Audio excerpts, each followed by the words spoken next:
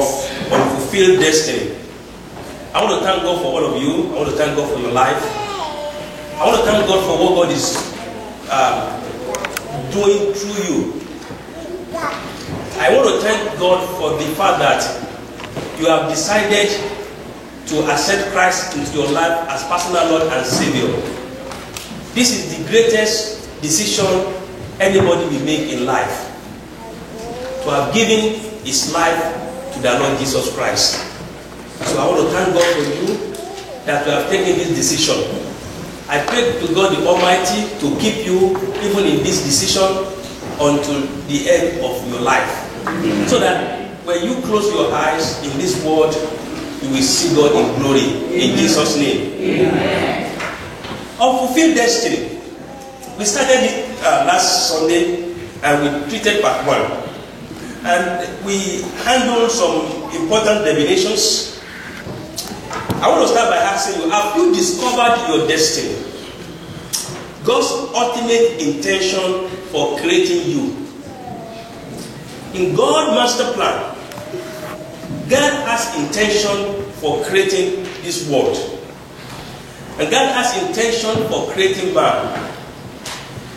We explained together, or we studied together in those 6 series on live in dominion, that in Genesis chapter 1 verse 28, the Bible says God blessed them after Adam was created for him. God blessed them. And we explained that the derivatives of that God blessed them are be fruitful, multiply, fill the earth, subdue it, and have dominion. These are the derivatives from God saying God blessed them. So, those derivatives are mandates or dominion mandates. And that God wants us to live in this world. And God wants us to, by His grace, deliver very important resources. And that God wants us to achieve.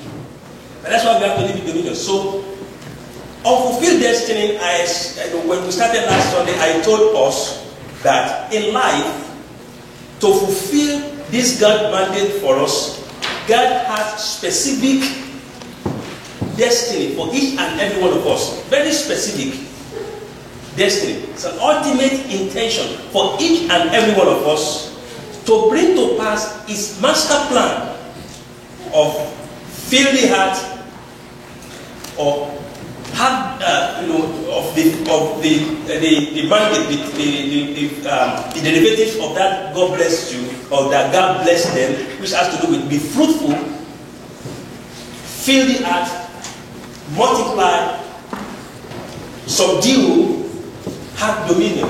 So your own specific destiny or your specific intention of God for your life has to be fulfilled.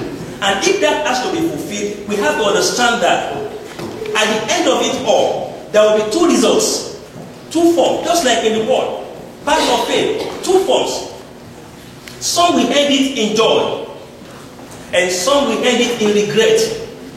So, anyone who failed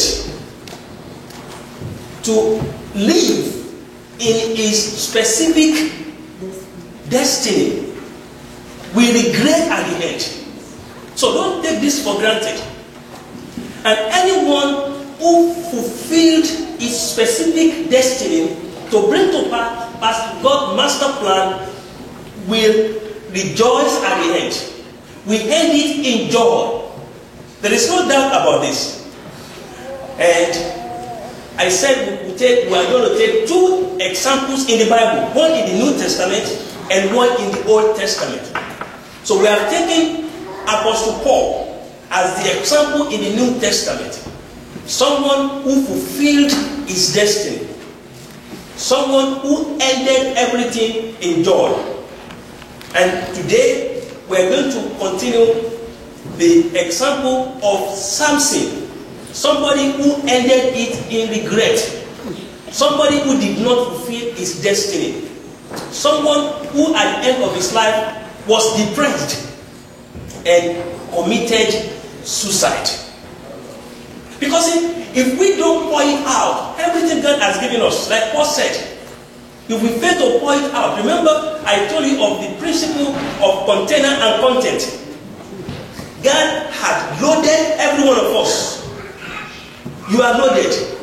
There are so many opportunities God has given you. There are so many resources in you that you have to pour everything out. If you fail to pour everything out, there will be regret.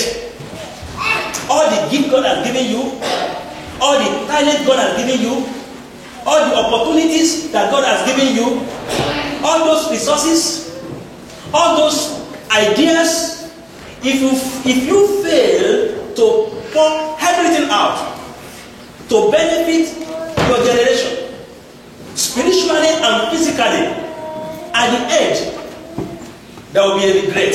That will not be your portion in Jesus' name. Amen.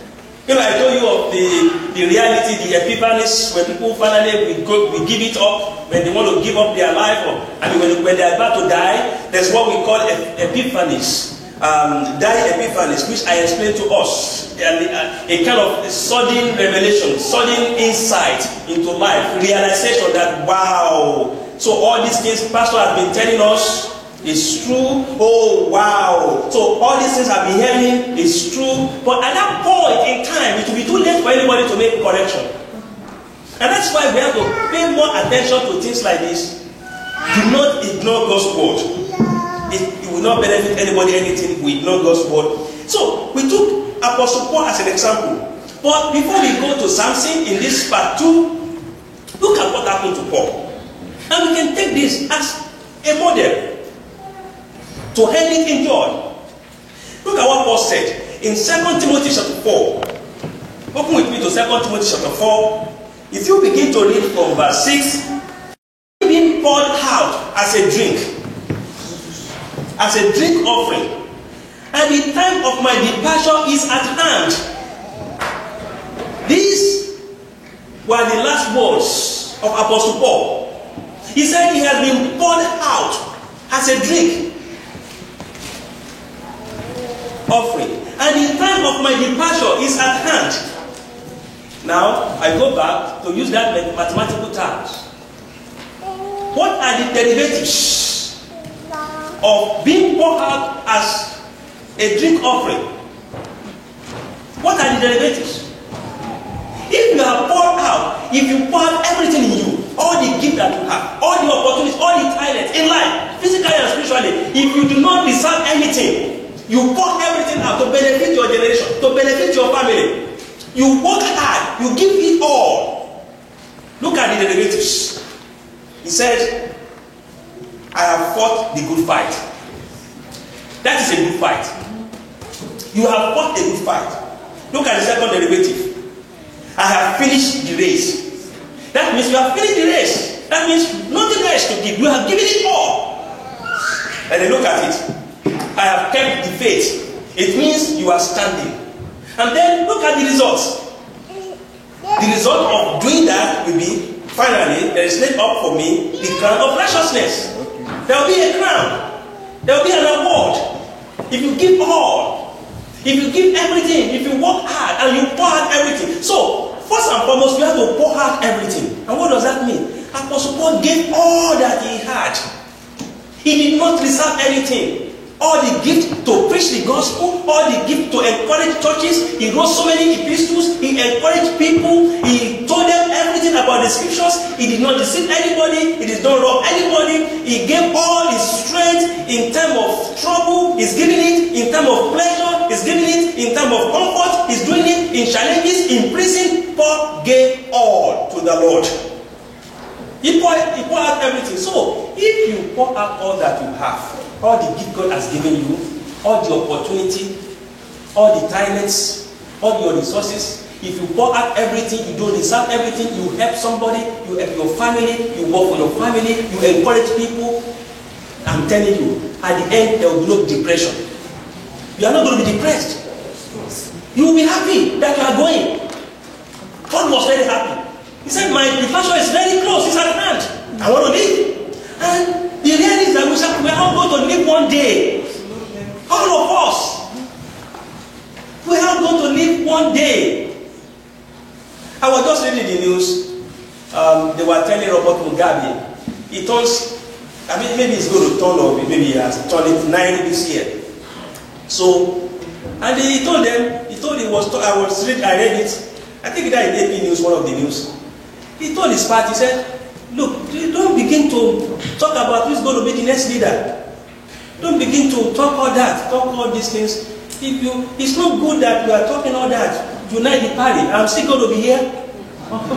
He said he had just won the election maybe last year. He said, I'm going to finish my term. Why are you discussing who's going to take over? Hello? Hi. The news said, if he can finish the term after 4 years or so, I can't remember very well. He says it's going to be the longest ruling African leader. Wow. Yes.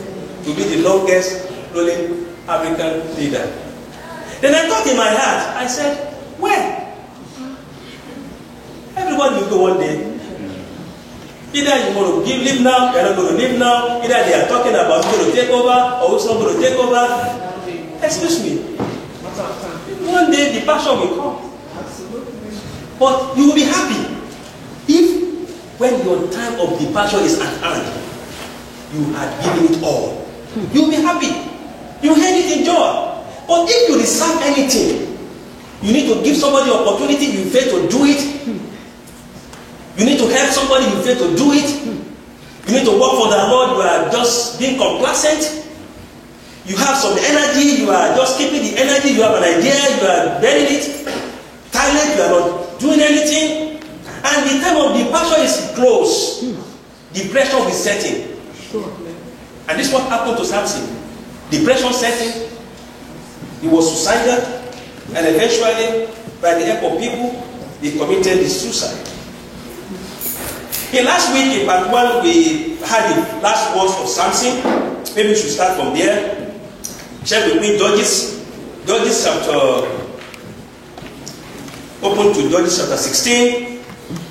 Look at the last words of Samson. Then Samson called to the Lord, saying, "Oh Lord God, remember me, I pray. Strengthen me. I pray just this once, O God, that I may with one blow take vengeance on the Philistines for my 2 eyes." They removed his 2 eyes. And Samson took hold of the 2 middle pillars which supported the temple, and he braced himself against them, one on his right hand and the other on his left. Then Samson said, "Let me die with the Philistines." And he pushed with all his might, and the temple fell on the laws and all the people who were in it. So the dead that he killed and his death were more than he had killed in his life. He committed suicide because he did not fulfill his destiny. We're going to, as we continue, we're going to see the destiny of Samson per se, what his destiny is, and then you'll be able to see that, actually speaking, he failed woefully. But listen, any pleasure or desire that is not permitted by God is short-lived. Any desire. And any desire that's not permitted by God will derail your destiny. Honestly speaking. It's been proven in the scriptures. What was Samson's destiny? That is the question. What was his destiny? Why did he regret? Why did he commit suicide? Why? His destiny was very specific. As God has specific destiny for each and every one of us, you just have to discover it. The destiny of Samson was very specific. God stated everything. No single doubt about it. In Judges chapter 13 verse 5. "For behold, you shall conceive and bear a son, and no razor shall come upon his head, for the child shall be a Nazarite to God from the womb. And he shall begin to deliver Israel out of the hand of the Philistines." His job is to deliver Israel from the hands of the Philistines. They were under Philistines' rule, slavery for 40 years. The Lord delivered them to the hands of the Philistines. And it was God's time to bring them out. And God has to look for someone to do it. Angels will not do it. So in God's plan, God has specific purpose for each and every one of us. The angels are not going to do it. We are going to do it. And we have to fulfill our destiny. We must not disgrace ourselves. We must not disappoint God. Yes. That's what I'm talking about. You have a destiny to fulfill, brethren. You are not ordinary. You are not an accident. You have a destiny to fulfill. You just have to, don't ignore this message coming to you. Think about it. Put in your best. Work for your family. Work for your community. Do something for your church. Do something that you will look back, you will remember, you will glorify God. When you turn 90, you turn 100, you turn 200, you're about to go, you can look back and say, God, I bless your name. God, I thank you. Look at your children and say, wow, to God be the glory. Great thing He has done through me. You look around, you say, oh, look at my friends. Wow, God, I bless you. You look up, you look down. Then, if you pour out everything, there will be no regret. But you just have to know your specific destiny. So, Samson was born with God's purpose to deliver Israel from the hands of Philistines. That was the purpose. Can you imagine people that have been under slavery for 40 years? And you are given special strength? We are told historically the strength given to Samson has not been given to anybody in life. He was very strong. You're going to see some of the things he did. Samson was very strong. Samson will take the pillars of a city, took it down and carry it, run with it in miles. He was very strong, was very powerful, and God gave him that strength specifically to deliver the Israelites from this serious, dangerous, wicked slavery. 40 years they were slaves under Philistines. And being a Nazarite is a kind of separation, consecration, dedicated for a purpose. I don't want us to go deep into the principle or the rudiments of Nazarite. But when somebody is in Nazarite, I mean that person is consecrated, is dedicated, is separated for a special assignment. And Samson was separated for a special assignment to deliver the Israelites from the slavery that they were in because of what they did. Well, let's quickly read about it. Judges chapter 13 from verse 1. Again, the children of Israel did evil in the sight of the Lord, and the Lord delivered them into the hands of the Philistines for 40 years. 40 years. So if you continue to read, you will then get to how Samson was called upon to do the deliverance, but he failed. It was a very serious slavery that even the Israelites were very afraid anytime Samson would do anything that will activate the wickedness of the Philistines against them.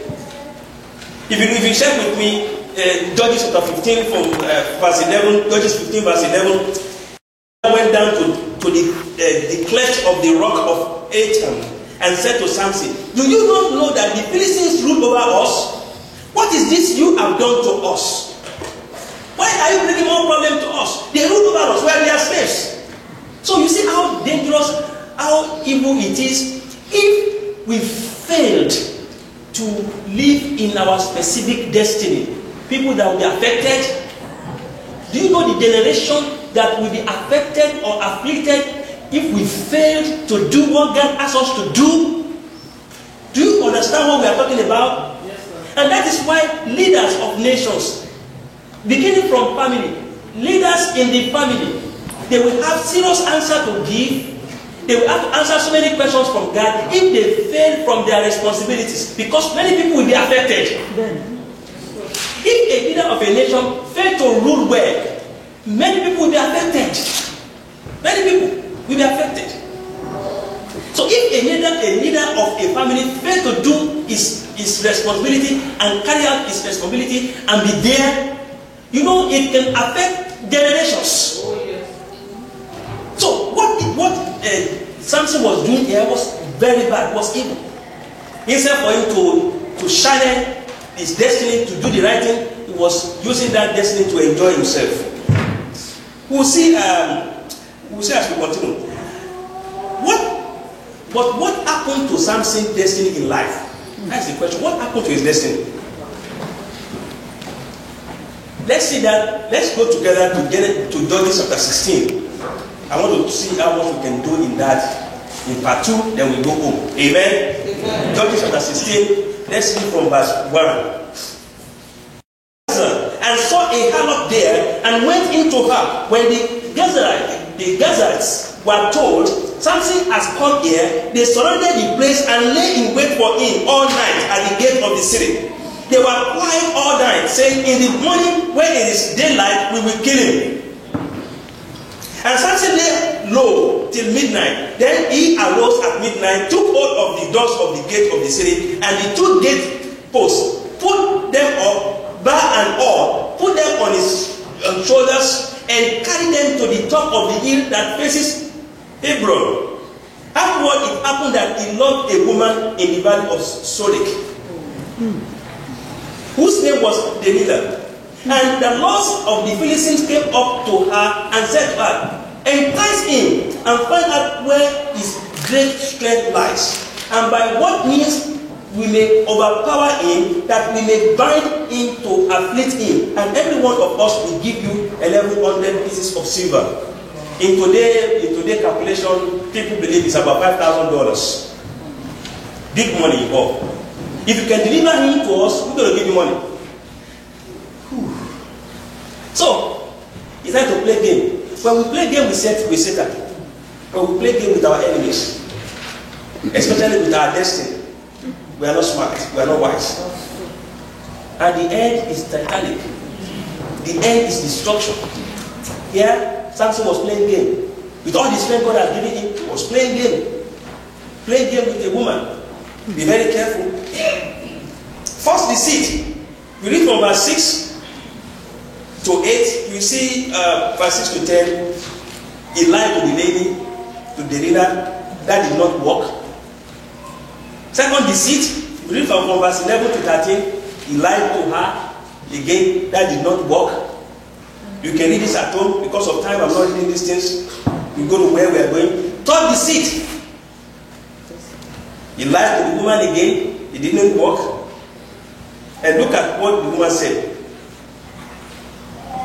Look at what she said now, to really get him. Maybe I should read that third deceit so we can really know how that woman really took him. He's playing game. It's like, I will outweigh you. The strength God has given me, I'm going to tell you that there's no way I'm going to... He was not afraid. He just stayed there, he was playing, he was playing Ludo. Pastor King. The letter said to Samson, until now you have mocked me and told me lies, tell me what you may be bound with. And he said to her, if you wave the 7 locks of my head into the web of the loom. So she wove it tightly with the batten of the loom and said to him, the Philistines are upon you, Samson. But he awoke from his sleep and pulled out the batten and the web from the loom. Now look at what that woman said. I bless God for women. Verse 15. Then she said to him, how can you say I love you when your heart is not with me? It is true. How can you love a woman with your heart somewhere else? You have mocked me these 3 times and have not told me where your great strength lies. And it came to pass when she pestered him daily with her words and pressed him, so that his soul was vexed to death, that he told her all his heart, and said to her, no razor has ever come upon my head, for I have been a Nazarite to God from my mother's womb. How can you tell enemy all about your life? How can you tell enemy the secret, the most important thing in your life? You see, we need to understand, it's not everything you just talk out. That's true. You need to have reservation. Amen? Amen. You have to reserve something. He said, a wise person will think all he says, and the foolish person will say all he or she thinks. So it's not everything you are thinking in your heart you just say that, because words is like water. If you pour it on the ground, you cannot recover everything. Wise people, they are always very careful about what they say. But this man was so reckless, because he thinks he's in love. He said everything. He said, if I am shaven, then my strength will leave me, and I shall become weak and be like any other man. And again, I was thinking about this when I was reading this. See, something took God for granted. Exactly. He may be thinking that even if that happens to me, I can still survive. Even if they come, I can still, the strength can still come. But you cannot be in sin and ask God's grace to abound. We should understand that. Some people say, anointing will see me there, anointing. The gift of God is without any repentance. Man of God, enjoy yourself. God is not just there for you. Well, I'm saying something. The anointing can depart, and you may not know. Exactly. You may still be relying on the past, history, whereas the anointing has departed. They are just with empty glory. Samson here taught that he can be in sin and ask grace to abound. This is a lesson for all of us. Don't take your destiny for granted. Don't let anybody take the specific call of God for your life. Fulfill your destiny in the mighty name of Jesus. Amen. Unfulfilled destiny will bring depression. Absolutely. Unfulfilled destiny can bring suicide. Absolutely. Can bring suicide. I'm telling you, some can even pray to go because his destiny is not fulfilled. You will fulfill your destiny in the mighty name of Jesus. Amen. So when Delilah saw that he had told her all his heart, she sent and called for the lords of the Philistines, saying, "Come up once more, for he has told me all his heart." So the lords of the Philistines came up to her and brought the money in their hand. Then she lured him to sleep on her knees and called for a man and had him shave off the 7 locks of his head. Then she began to torment him, and his strength left him. Yes. You see, for every bait, there is a hook. For every bait, there is a hook. Don't joke with enemy. If you see a rod, there is a hand holding the rod. Don't take anyone for granted. It is not enough for us to know that devil is evil, or devil is bad, or devil is wicked. We should also understand that devil can use anyone, even good people. Good people. Devil can use good people in your life to afflict you. You have to understand all this. And with this understanding, you guard your loins. The battle we are fighting, the unfulfilled destiny issue we are talking about, Apostle Paul called his life as fighting a good fight, right? Fighting the good fight. Why? Because Satan is the prince of this world. Satan per se is in charge of this world. And now God created us in his own image, in his likeness. And God said, the Bible says in that Genesis 1 verse 20, it said God blessed them. God said, be fruitful, multiply, fill the earth, subdue it, have dominion. You think that will be very happy? No way. Because somebody comes to your house and say, give me the key of your house. So you just say, okay, take the key. I will see you pay the mortgage. Enjoy yourself. Just don't beat me. Is that what you're going to do? No way. At least we fight. You say, I own this place. I pay for this place. So, after God had set the devil down here, and he had been enjoying everything, and God said, he created somebody, said, be in charge. That is the battle we are fighting. It's not easy to let go. Devil does not want to let go of this place. And that's why it's a good fight. That's why in the issue of fulfilling your destiny, you have to work for it. A good house does not just happen. Somebody built it. Build your destiny. Work. Fulfill your specific purpose. God's specific intention for your life. Amen. Amen. Amen. Amen.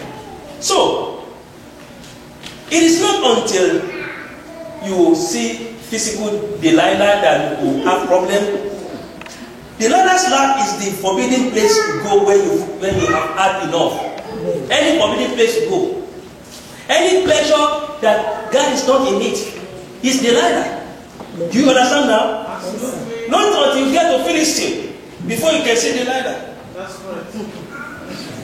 Anything that comes to your life to take your strength. When you're under pressure, it is good to relieve pressure, right? Yes, sir. But you cannot relieve pressure everywhere.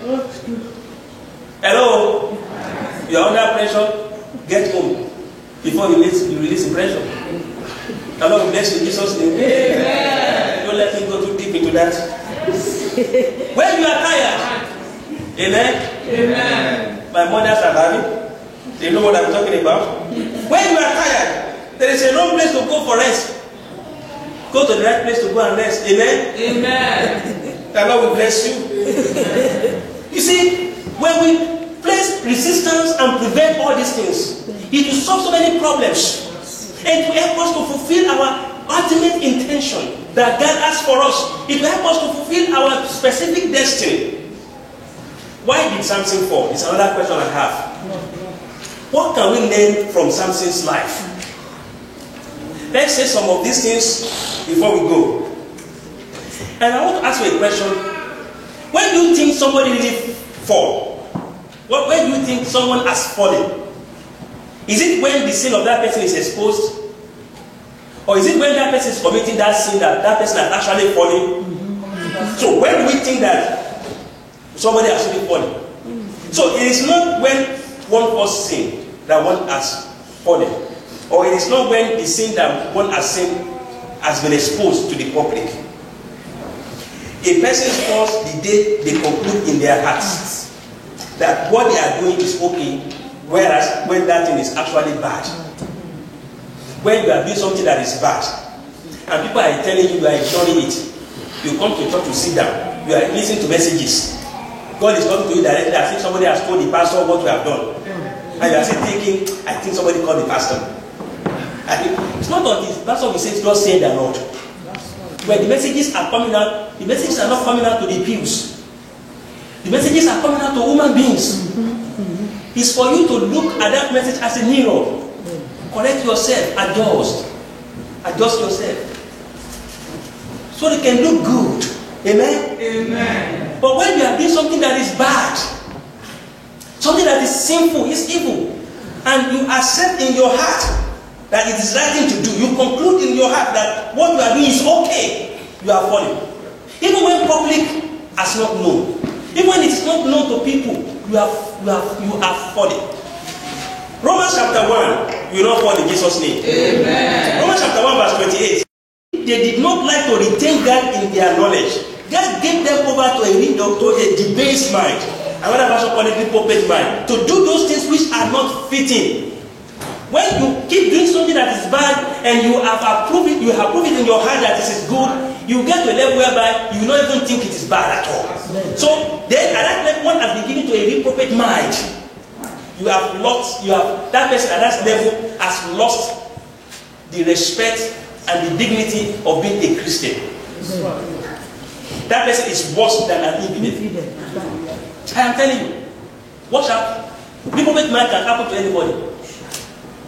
You read it in the Bible, you heard it being preached, and you keep doing this thing over and over again. You say, His grace is sufficient for me. In this one, God make me strong. The Lord is merciful. Okay? But understand also, it's a consuming fire. You know, if he concluded in his heart that we hit the fruit, she concluded in her heart. And that was the folly. She concluded and she took it. Samson major on minors. Why did he fall? What can we learn from his life? One, he majored on minors, on important issues, to the cost of major. You see, the obstacle to some people achieving their specific destiny in life is wasting time on some minor and on important things in life. Some people, they will waste their time on some unimportant things. I've had it happen to some husband and wife, some friends. They will be arguing on some trivial things that are not important. They continue to pursue trivial things that pieces. They will be talking with little fishes. They will not go into the deep and get the major, the specific, the reason why God created them. They will leave that. And they will be concluding, pursuing some unnecessary, some little pieces of things. And why time is going. Some meaningless things. Carefully choose your focus in life. The Lord will bless you in Jesus' name. Amen. Don't dwell on minors. It's been proven that statistically that when people dwell on trivial things, minor things, it has been proven statistically that 90% of those things they take to be important today, those trivial things they think are very important today, 90% of those things in few years, about 5 or 10 years, will become nothing, will not be important. So it's like they have wasted, certain part of their lives. They have wasted those things. 2, don't forget the first one. Satan dwells on minor things. Was fighting some minor battles. Killing lion here, pulling down this here. You are asked to, your purpose in life is to deliver the Israelites from Philistines. They have been under their slavery for 40 years. You just be going around showing Moses. Sleeping on the laps of a woman. All the energy God gave you, you are specially created. Wasting all those things. Do you know that reality in life, some people they do that? Oh, yes. They are gifted, some people are loaded, I'm telling you. Sure. Some people they are gifted, they are loaded, but what are they doing with that? They are just wasting time. You'll be talking some racy things, you see, I'm not going to do it again. Well, I don't do it, I'm not saying he's going to do it. You'll be wasting time, all the talent God has given them, all those ideas, all those great, information they have, you'll be keeping all those things. So you think at the end, people like that are not going to regret? Sure. You think people like that will not be depressed at the end? Oh, yes. Please, pour out all that you have. All the opportunities, all the gift God has given you, pour everything out. You have opportunity to pour it out, to use to the glory of God, do that. Opportunity comes but once. You don't have that opportunity again. Make it when the sun is shining, brethren. Don't waste time. 2, evil and very strange associations. Samson was having some very bad associations. Some of us who will have reached our goals in life, who will have, some of us will keep bad associations. Bad influence. Bad influence. And some of us will go and listen to some very bad, wicked counseling. You just have to wait when somebody tells you something, when somebody cancels you, wait it. Because what works for him may not work for you. Absolutely. Your destiny is very specific. It's your life. It's not the life of that person. It's not the life of this one. It's your life. So when somebody tells you something, when you can see, is this okay for me? Because at the end of the day, you are the one that will take the whole blame. If you tell somebody, but you told me to do it, when I told you, don't you have sense? I told you to do it. So if I have to go and put your hands to fire, so you go and put your hands to fire. We'll blame each other. We'll say, yeah. At the end of the day, you are going to be the one responsible. You give account at the end of the day. Samson was a man of contrast. He was separated as Nazareth, but he was not really doing it. He was not using it. He was keeping evil associations. He has a very strong, he was a man of mighty strength, but he was very weak in resisting temptation. Because he was moving where temptation is, that's where he will always go. Where he can be tempted, that's where he will always go. If you read Judges 14, 5 to 6, you see one of those little things he was doing, associating himself with God, not using his strength as he's supposed to use his strength. Samson lacked purpose, vision, and direction in life.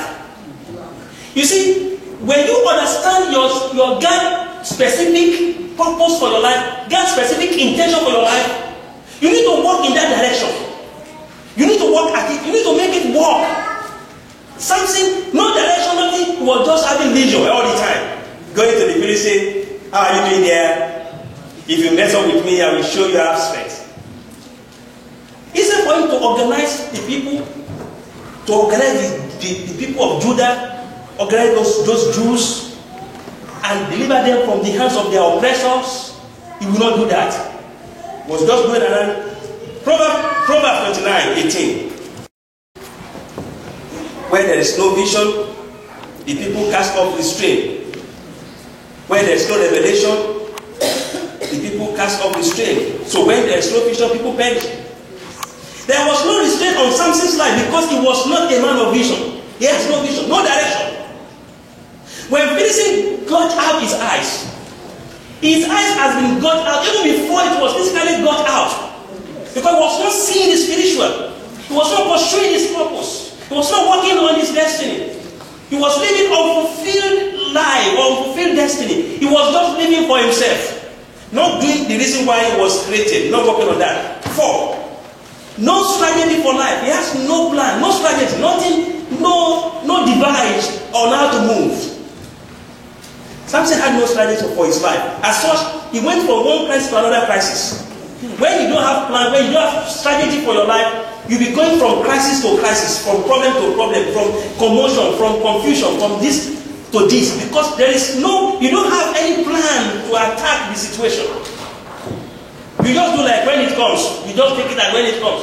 No, you just have to plan. When you make decisions purely on the basis of feelings, they tend to be short-sighted. Anyone that just makes someone on how you just feel it.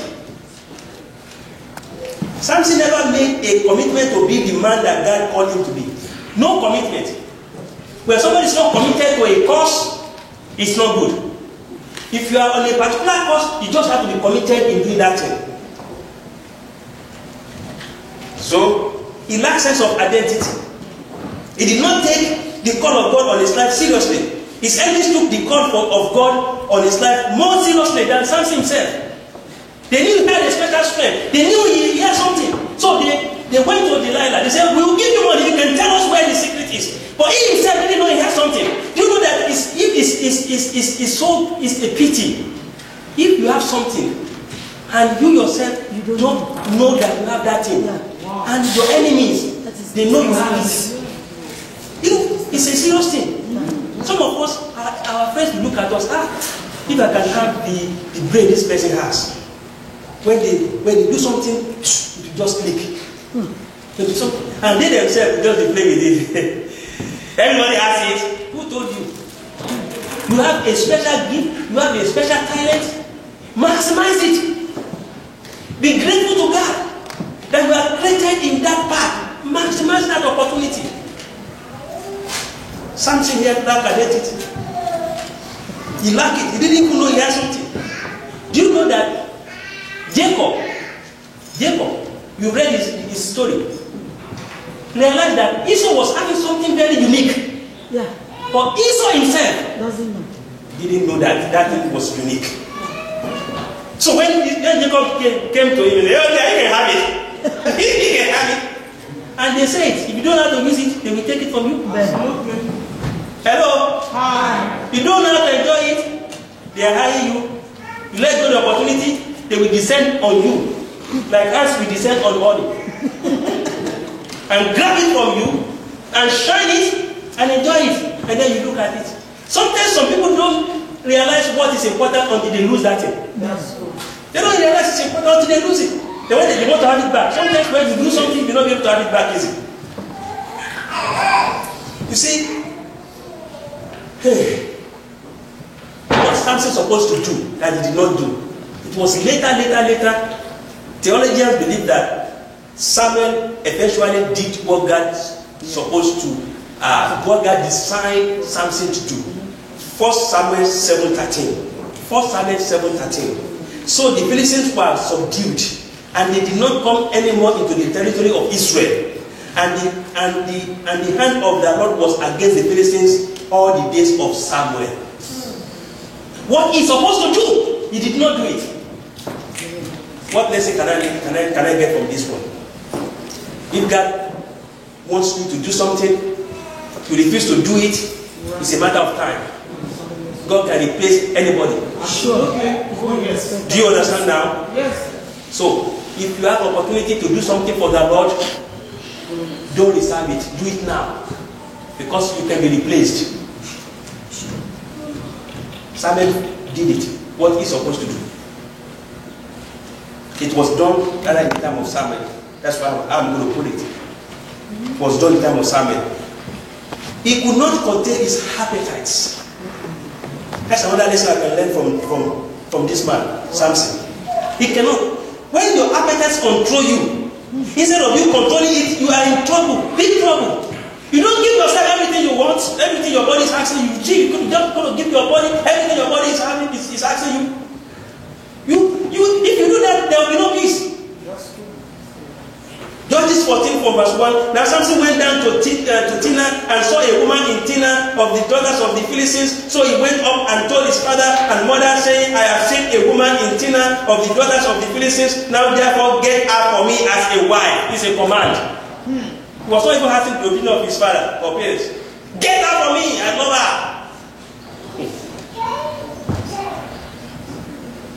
People always say that it's not everyone that you like or you love that you can be with. Some always talk of chemistry. They got to click. Somebody that click with that person may not click with you. Sure. Hello?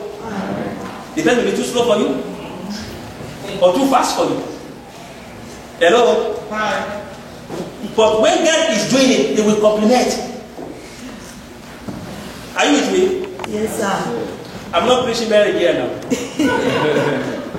It's also happening in business. Some will draw you down. And that's why sometimes it's better you go solo. Hallelujah. Amen. Have I talked to somebody today? Yes, sir. Oh no. Samson, get up for me. Then his father and mother said to him, is there no woman among the daughters of your brethren? That it is that place where enemies are, that is where you saw a lady you want to go with?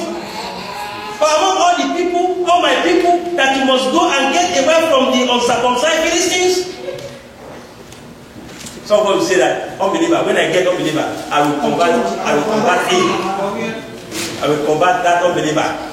Are you Jesus? Go to that for unbeliever.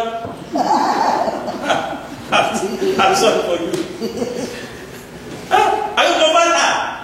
I'm the man. I will tell her, follow me. I make you fishers of men. Okay? How easy is that going to be? I want to tell. I don't even in America it's hard.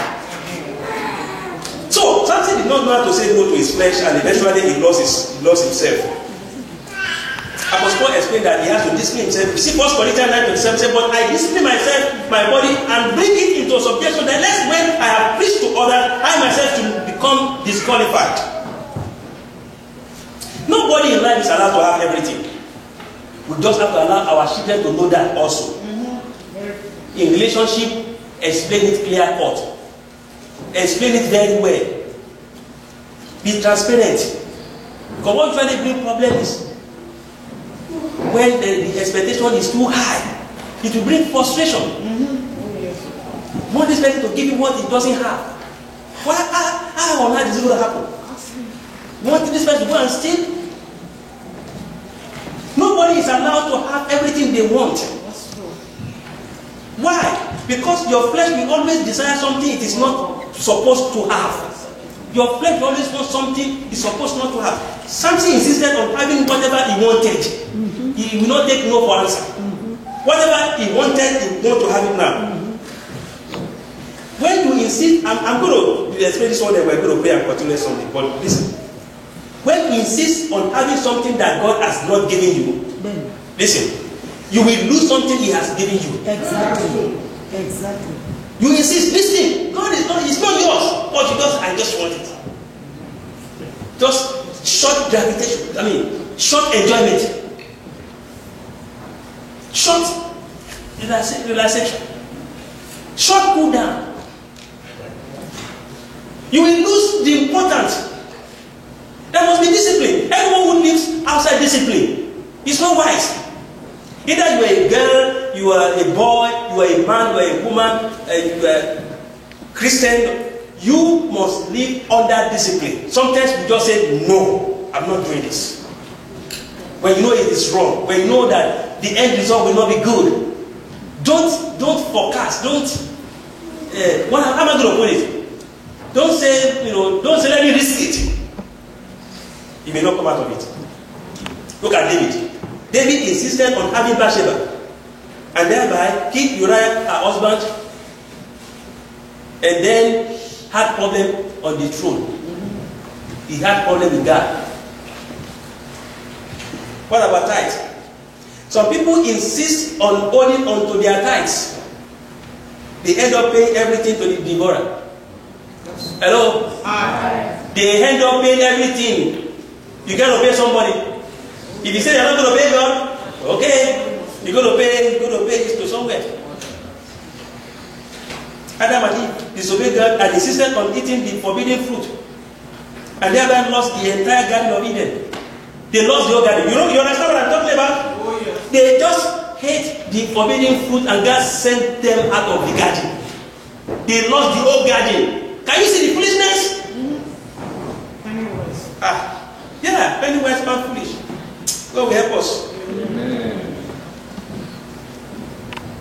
But you will later discover that what God's intention for your life is much more greater. God's intention for your life is much more greater and better than what you insist on having.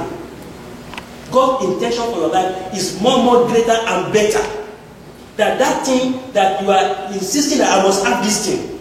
It's been proven. When people bet on having something that is wrong, the benefit of that thing is nothing compared to when they desire to have God's will and have the best for their lives. The benefit of what they insisted on having may just be over right now. It's something they just see right now. Whereas the benefit of doing God's will may be deferred. But it will be more better. More better. And more rewarding and relaxed and peaceful than insisting on having something that God does not want them to have. When we continue to insist to have what God does not want us to have, at the end, anyone who ignores God will regret at the end. Absolutely. And listen, God is not going to come down this kind and be talking to you. God is going to talk to you like I'm talking to you. Like He will use His minister to minister to you, to talk to you about His word. So what we are hearing now, go back home, think about it, unfulfilled destiny. It is not everybody in this life that will fulfill his destiny. It is not everybody. It's not everybody that runs a race will have gold. It's not everybody. Some will go back next year when they lose it this year, if they have the opportunity. But you will end up having gold in the mighty name of Jesus. Amen. Quest for it. Quest for fulfilled destiny. If you are gifted, you know, use that gift to the glory of God. Don't lay away. Don't preserve anything. Don't say, I'm preserving it for the rainy days. That's your gift, that opportunity you have. Actualize it right now. So that when you are going to go, you will say, I have poured out everything. There will be no regret. You will look back, you look right and left, you will have no regret because you have given it all. Then you can depart, say, hey, God, let your servant depart in peace. There will be no depression. There will be no suicide attempt. There will be joy. Amen. There will be no regret. Father, we bless you, we worship you, we honor you, because we know that with you, we can achieve the unthinkable. Help us, oh God, to live a fulfilled life in the mighty name of Jesus. Amen. Help us, Lord, to fulfill our destiny in the mighty name of Jesus. Amen. Today, we are discussing about unfulfilled destiny, aborted destiny. We pray, Lord, that our destiny will be fulfilled, will not be hijacked by the enemies, will not be sold by Satan in the mighty name of Jesus. Amen. Help us to follow you all the days of our lives. Amen. Blessed be you forever. Amen. In Jesus' name we pray. Amen.